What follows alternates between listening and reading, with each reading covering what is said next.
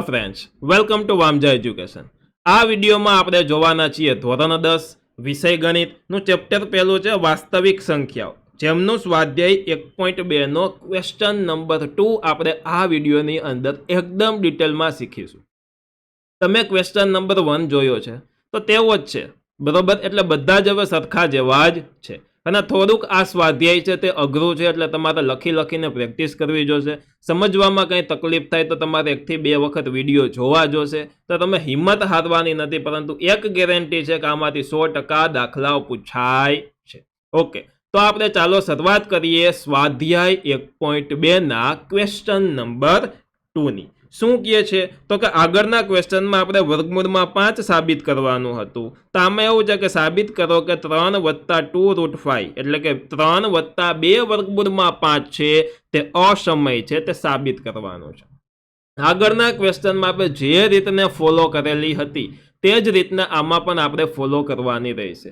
સૌથી પહેલા શું હતું કે જે સંખ્યા છે એને અસમય સાબિત કરવાની છે, તેને સૌથી પહેલા આપણે લખી નાખવાની કે આ સંખ્યા સમય છે, એને ધારી લેવાની કે ભાઈ તું સમય છો।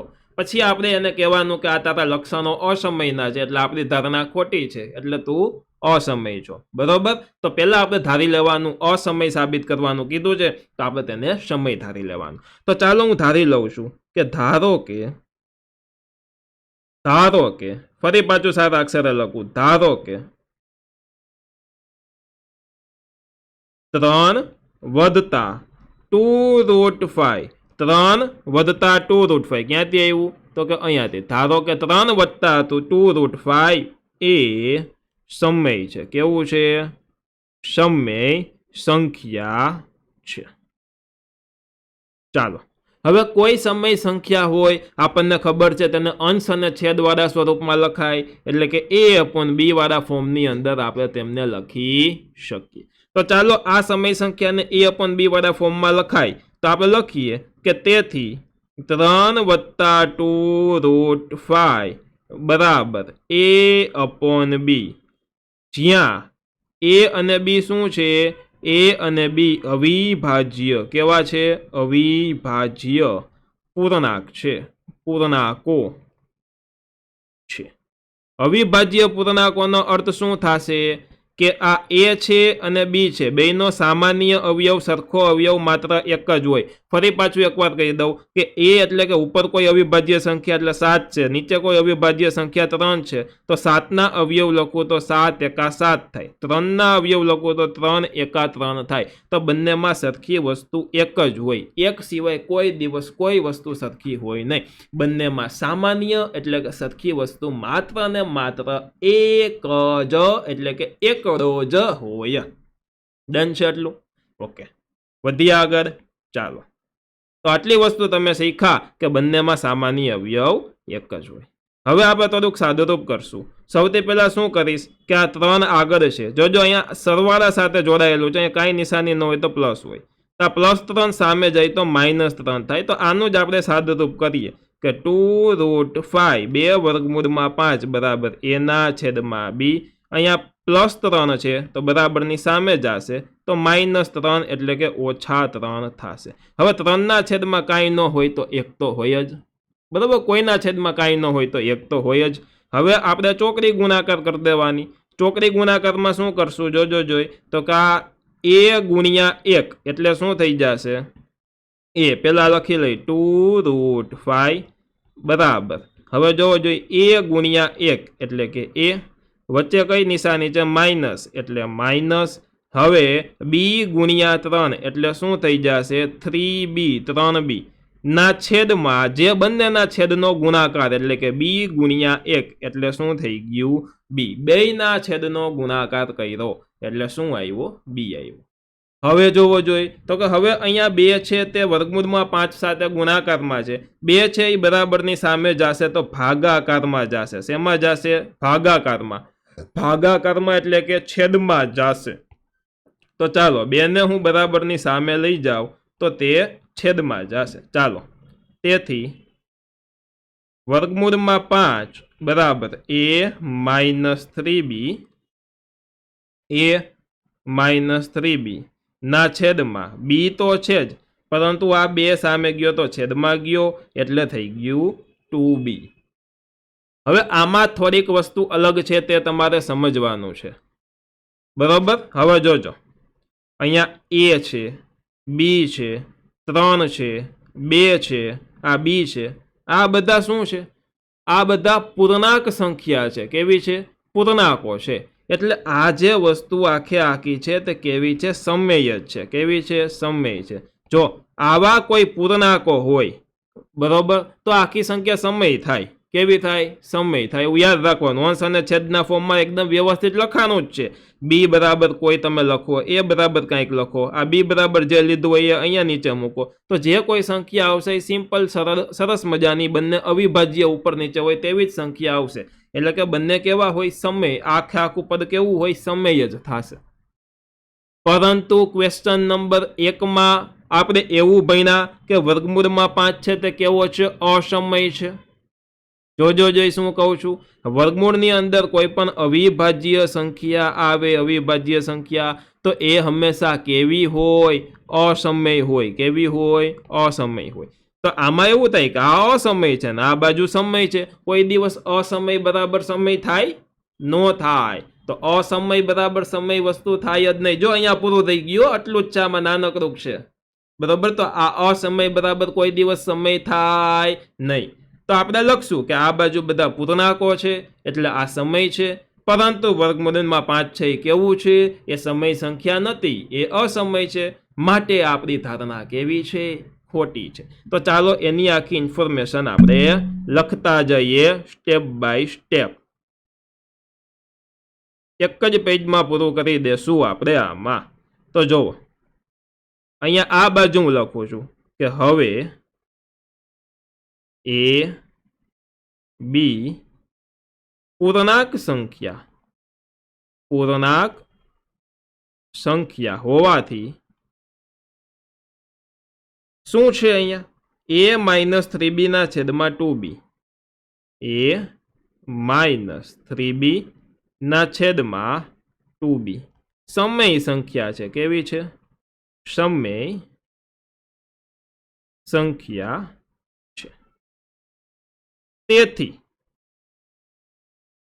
આ બાજુ સમય છે તો આ બાજુ કેવું થવું જોઈએ? સમય થવું જોઈએ. તેથી √5 છે, વર્ગમૂળમાં 5 છે, પણ સમમેય સંખ્યા થવી જોઈએ. પરંતુ વર્ગમૂળમાં 5 નો સમાવેશ શેમાં થાય? વર્ગમૂળમાં 5 નો સમાવેશ તો સર અસમયમાં થાય. તો બસ એ જ વસ્તુ લખશું આપણે કે પરંતુ વર્ગમૂળમાં 5 નો તો એમ લખીએ તો અસમય સંખ્યા છે. કેવી છે? અસમય સંખ્યા છે. તેથી વિરોધાભાસ ઉત્પન્ન થાય છે. તેથી વિરોધાભાસ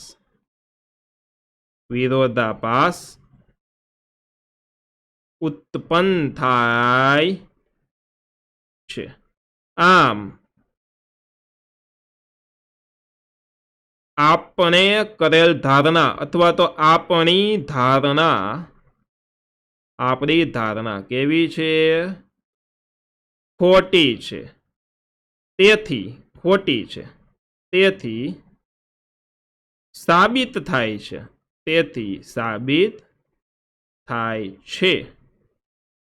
શું સાબિત થાય છે? કે 3 + 2√5 અસમય છે. ડન છે. જો આપણે ધારણા કરી હતી આ છે તે સમય છે, પરંતુ આપણી ધારણા ખોટી છે, તો આપણે ખોટા છીએ એટલે એવું સાબિત થઈ જાય છે કે કેવું છે? અસમય છે. તો આ છે ક્વેશ્ચન નંબર 2. એકવાર ફરી પાછું રિવિઝન કરી લઈ. સૌથી પહેલા આ છે એને સમય ધારી લીધો. કોઈ સંખ્યા સમય હોય તો એને a/b અથવા તો p/q અથવા તો અંશ અને છેદ વાળા સ્વરૂપમાં લખાય. તો અહીંયા a/b વાળા સ્વરૂપમાં લખો. આ 3 છે એ બરાબરની સામે ગયો તો માઇનસમાં ગયો. 3 ને આપણે 3 ના છેદમાં 1 લખ્યા. અહીંયા આપણે ચોકડી ગુણાકાર કર્યો એટલે આ પદ મળ્યું. આ 2 ગુણાકારમાં જે સામે ગયો તો અહીંયા ભાગાકારમાં થયું. હવે આ બધી વસ્તુ શું છે? એ પૂર્ણાંક છે, બી પૂર્ણાંક છે, એ અને બી પૂર્ણાંકો છે. એટલે આ આખી સંખ્યા છે ને એ કેવી થશે? સમય થશે. હવે જો આ બાજુનું સમય થતું હોય, આટલી વસ્તુ સમય થતી હોય, તો વર્ગમૂળમાં 5 શું થવો જોઈએ? સમય થવો જોઈએ. તો એ પણ સમય હોય, પરંતુ વર્ગમૂળમાં 5 વર્ગમૂળની અંદર કોઈ પણ અસમય સંખ્યા છે, બરોબર, તે કેવી છે? એ તો અસમય છે, બરોબર. એ આપણે આગળના પ્રમેયમાં જોયું, અથવા તો આગળનો દાખલો ક્વેશ્ચન નંબર 1માં જોયું. એટલે કે વર્ગમૂળમાં 5 તો અસમય સંખ્યા છે. તો લખશું કે હવે એ અને બી બંને પૂર્ણાંક સંખ્યા હોવાથી આખું આ જે પદ આવ્યું છે તે સમય સંખ્યા છે. એ સમય હોય તો વર્ગમૂળમાં 5 કેવું થવું જોઈએ? સમય થવું જોઈએ. જે બોલું છું એ લખવાનું છે. પરંતુ વર્ગમૂળમાં 5 તો અસમય સંખ્યા છે, તેથી અહીંયા વિરોધાભાસ ઉત્પન્ન થઈ ગયો. વિરોધાભાસ ઉત્પન્ન થયો તો આપણી ધારણા કેવી છે? ખોટી છે. અને આપણી ધારણા ખોટી છે તો સાબિત થાય છે કે આ વસ્તુ કેવી છે? અસમય સંખ્યા છે. તો અહીંયા આપણો આ ક્વેશ્ચન નંબર 2 પણ પૂરો. ક્વેશ્ચન નંબર 3 માં આવી જ જાતની ત્રણક વસ્તુ છે. તમે તમારી રીતના ટ્રાય કરજો, બરોબર. હિંમત રાખવાની છે અને ટ્રાય કરી લેવાની છે. આને બાજુમાં રાખવાનું, જોતું જવાનું, એને આ જ રીતના આપણે કરવાનું છે. તમે ટ્રાય કરજો. નું આવડે તો હું બેઠો જ છું, તમને કરાવીશ જ નેક્સ્ટ વિડીયોમાં, બરાબર. તો નેક્સ્ટ વિડીયોમાં આપણે જોશું ક્વેશ્ચન નંબર 3. પરંતુ મહેરબાની કરીને 2 હાથ હું જોડું છું કે તમે આ દાખલા છે 2-3 વાર લખજો, તો જ તમે વ્યવસ્થિત રીતના એક્ઝામમાં સારી રીતના પરફોર્મ કરી શકશો. અને પાછું પૂછાવાનું છે એની ગેરંટી છે. તમે આગલા કોઈ પણ વર્ષના પેપરમાં જોઈ લ્યો, કોઈ પણ કંપનીના પેપર સેટની અંદર જોઈ લ્યો, બધી જ જગ્યાએ આ વસ્તુ છે ને છે. કાલ સવારે તમારી સ્કૂલમાં, તમારા ટ્યુશન ક્લાસમાં કોઈ પેપર લે જેની અંદર ચેપ્ટર નંબર 1 હોય, તો સ્વાધ્યાય 1.2 ખાલી કરી લેશો ને તો એમાંથી હશે ને હશે. સ્વાધ્યાય 1.1 કઈ જરૂરી છે, એમ નથી કહેતો કે એમાંથી નો જ પૂછાય, પરંતુ આ આઈએમપી જ છે. આ તો આઈએમપી છે, ઓલું ખાલી જગ્યામાં એમાં પૂછાય. પરંતુ આમાંથી તો હોય છે 3 અથવા તો 4 માર્કમાં. તો ચોક્કસથી તમારે આમાં થોડુંક વ્યવસ્થિત ધ્યાન દઈ લેવું જોઈએ અને વ્યવસ્થિત રીતના પાકું કરી લેવું જોઈએ. આમાં થોડુંક સમજવાની સાથે સાથે ગોખણ શક્તિ અપનાવવાની. ગોખણિયા જ્ઞાન સબસે મહાન, બરોબર. એવું ખરેખર હોય નહીં, પરંતુ આનમાં થોડુંક આપણે કરી દેવાનું છે. જોકે સમજાય એવું જ છે, બહુ સહેલું છે. 1 થી 2 વખત પ્રેક્ટિસ કરશો તો પહેલા સ્ટેપ પછી બીજું ક્યુ આવે, બીજા પછી ક્યુ આવે, તમને આવડવા જ મળશે. હવે મિત્રો, મેં હમણાં જોયું તો તમારા સ્વાધ્યાય 1.1ના વિડીયો છે, અન્ય વિડીયો છે, તેમાં 10મા ધોરણના વિડીયોમાં ખૂબ અને પ્રેમ મળે છે, ખૂબ પ્રેમ સપોર્ટ મળે છે. તે બદલ તમારા સૌનો ખૂબ ખૂબ આભાર, ધન્યવાદ. આ જ રીતના હું આખું વર્ષ, જો તમારો પ્રેમને સપોર્ટ મળતો રહ્યો ને, તો આ જ રીતના હું આખું વર્ષ તમને સરસ રીતના યુટ્યુબના માધ્યમથી ફ્રીમાં ભણાવતો રહીશ અને એકદમ બેસ્ટ રિઝલ્ટ આપણે સાથે મળીને લાવીશું. મળીએ છીએ આપણે નેક્સ્ટ વિડીયો સાથે. ત્યાં સુધી આ વિડીયોને તમે ચોક્કસથી લાઇક કરવાનો છે. કેવો લાગ્યો દાખલો, મારી સમજાવવાની રીત, તમે આ જે વિડીયો જોવો છો તેની રીત કેવી લાગી, અપગ્રેડ કરેલી છે, નવી કરેલી છે, તે કેવી લાગી, ચોક્કસથી કોમેન્ટ બોક્સમાં કોમેન્ટ કરીને જણાવો.